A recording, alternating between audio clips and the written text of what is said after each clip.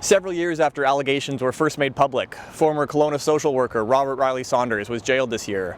This is Castanet's top court story of 2022. Back in 2018, several youth who used to be in the care of Saunders filed civil lawsuits against him. They claimed he stole Ministry of Children and Family Development money that was meant to go to them, and that he primarily targeted Indigenous youth.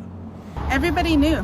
So when you talk to the community and you talk to people who work there, you talk to some of the colleagues in MCFD, everybody knew that that office and that those workers were not good workers. Everybody knew that. The Friendship Center, the bands, everybody.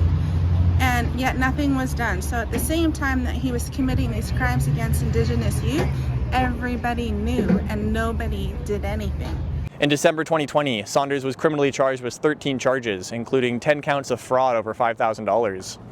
He struck a plea deal with the Crown in September 2021, but in March of this year, a Gardiner hearing was held to determine whether Saunders' admitted theft of more than $460,000 of ministry funds actually caused harm to the at-risk youth in his care. Saunders claimed the youth weren't actually deprived of the funds, as they wouldn't have been eligible for the money if Saunders hadn't committed the fraud to acquire it. But ultimately, Justice Stephen Wilson ruled there was a risk of deprivation to the youth in his care, which was an aggravating sentencing factor. Following a sentencing hearing in June, Justice Wilson sentenced Saunders to 5 years in prison in July. For Castanet News' top stories of the year, I'm Nick Johansson.